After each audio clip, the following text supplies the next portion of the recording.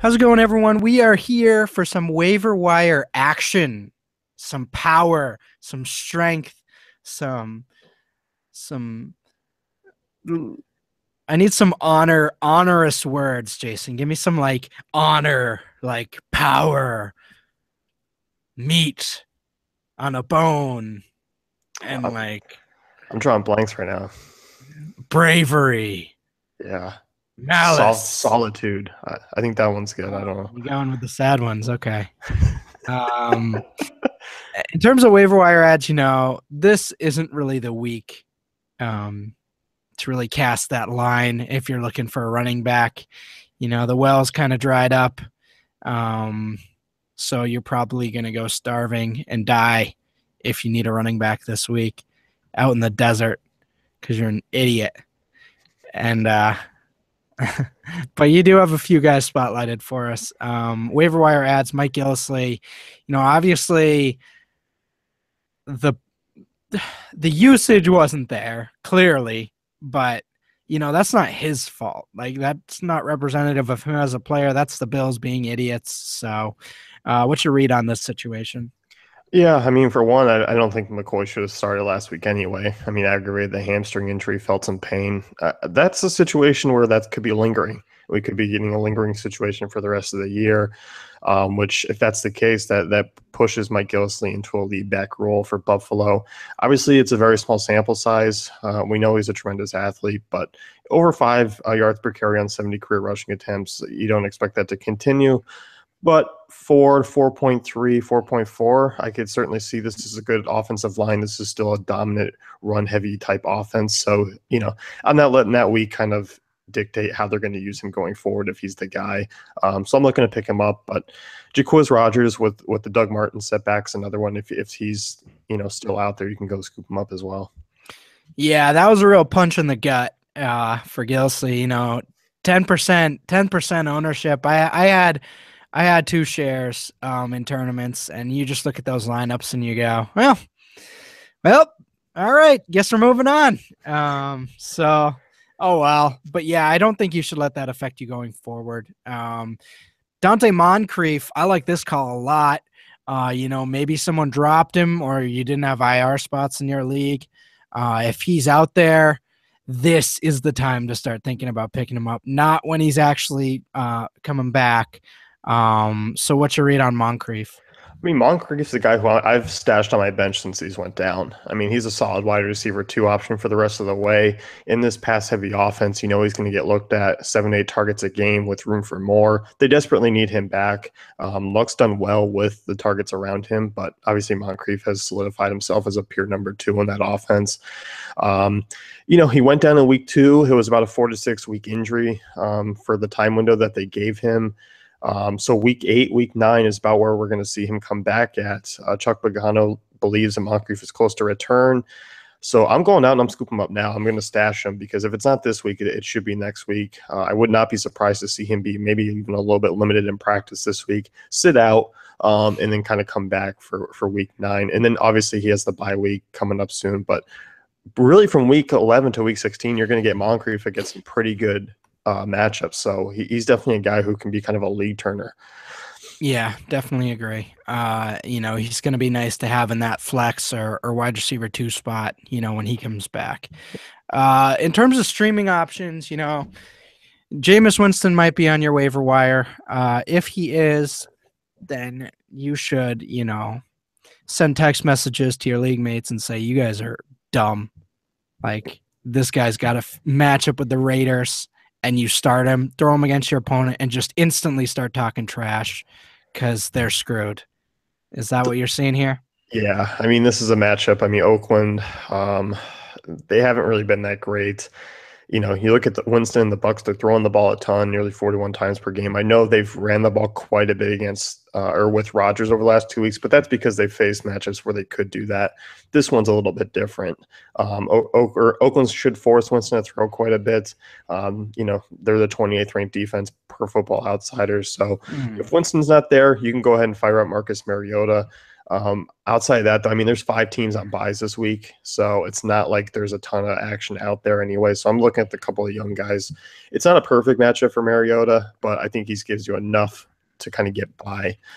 Much like a beer funnel more efficiently gets beer into your stomach, the Raiders defense efficiently gets passing yards into their secondary and into their mouth and down their throat in a losing fashion. So Jameis Winston, Mike Evans, that's going to be a fun combo this week. Matt Asiata, we should have a vigil, a wake, some type of ceremony for our pal, our good old buddy Jerick McKinnon. Injured his ankle early on in the game, taped it up, was an absolute just hero coming back for me, trying to help out my DK teams. And, that's just the way the cookie crumbles sometimes. Got banged up on another play, and he's might be out for a while. Yeah, I mean, this is the thing. Obviously, Jerick McKinnon's the more talented back. We knew that coming in. We highlighted Jerick McKinnon a couple of weeks ago. Last 2 weeks, Matt Asiata has been the better player in terms of fantasy production. Matchup against the Bears here. I think this is a ground and pound type game. Asiata, though, I mean, I'm looking this week, and I just think 15 touches is about what you're going to get from him. Maybe even 20. It depends on McKinnon. Bears pretty mediocre run defense. Asiata obviously going to get the goal line work given he's the bigger back. There's no real great streaming options. I think Asiata is just kind of there by default if you're desperate for an RB2 to kind of plug in because I mean, outside of Mike Gillislee, who's not even in a perfect matchup against New England, if McCoy's out, I still rather take Asiata. Agreed. Now we go to another receiver here. Interesting that much like the media, Jason chooses to only see one slot receiver and not Marquise Lee. So that's okay. We can talk about Jamison Crowder, but just know the thin, always injured man from USC is out there, and he's waiting in the bushes to win your fantasy matchups for you. So hold on, are you buying that Lee's going to be a viable fantasy option remaining for the year? No. I just need to get the name Marquise Lee in whenever I can. He's not horrible. Jamison Crowder, clearly a better player, though. I'm just messing around. Obviously, you like that role he has with Kirk Cousins on that Redskins offense. Is that kind of what you're looking at here against the Bengals? Yeah, I mean, you look at Jordan Reed out. Deshaun Jackson hasn't been 100%. Pierre Garçon's got missing week in and week out. I like him. I mean, 13 targets last 2 games. He's been even consistent when, everyone has been healthy. Cincinnati ranks 23rd, 26th against wide receiver 2s and 3s. So decent matchup. They really just kind of take the main weapon away. I like him a lot this week. I think it's a pretty underrated matchup. I think that Cincinnati Bengals defense really isn't that great. I think there's a lot of weak spots you can target against.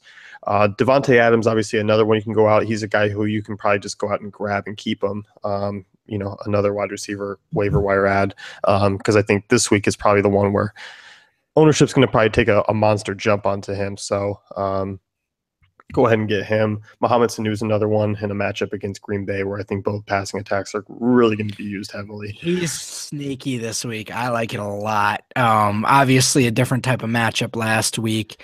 Sanu could have a field day on that Packers secondary. I like that call. Cameron Brate, Vernon Davis, tight ends to really look at. You highlighted Brate against the Raiders. I mean, I tend to agree. Imagine if you picked up Winston and picked up Brate, stacked them in your redraft lineup, and just the anger of your league mates when you beat them down with that. So we look and we've been joking around on other podcasts about Vincent Jackson and the fantasy soul that flies around and all that good stuff. But last week, I mean, obviously, Mike Evans is going to get like 10 to 15 targets a game. Adam Humphries is going to get some dump offs. I think because the running game has been there, we haven't seen a ton of Brate the last 2 weeks, which This week, I'm expecting a little bit different offensive flow. I'm not expecting 25 plus touches for Rodgers. So give me 15, 18. That's 7 more passing attempts. I think you see a little bit more go to Bray, especially in the red zone. Pretty decent matchup for him as well. Football Outsiders has Oakland ranked 26th against tight ends, 17.3% DVOA. I think he's a reliable option in the red zone. He is touchdown dependent, but that's pretty much with any other, tight end. Obviously, Vernon Davis isn't really touchdown dependent, but anyone else on your streaming list is going to be touchdown dependent at this point. Certainly. And you threw out the Jets against the Browns. This is just... It's handed to you. They're on what? Their 8th quarterback for the year already? You know what I will say? Isaiah. God bless him. God bless him for trucking along. Isaiah Crowell is very good.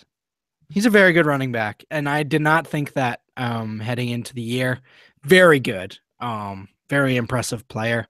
Obviously, you need more than one good player to score points. So, Kevin Hogan, is he running for 100 yards again this week? No. Oh, okay. No, he's not. Do you have any thoughts on your Jets here that you highlighted? Oh, yeah, I guess I could talk about them. I mean, between the matchup against the Browns, you look at this, there's not a ton of defenses out there this week.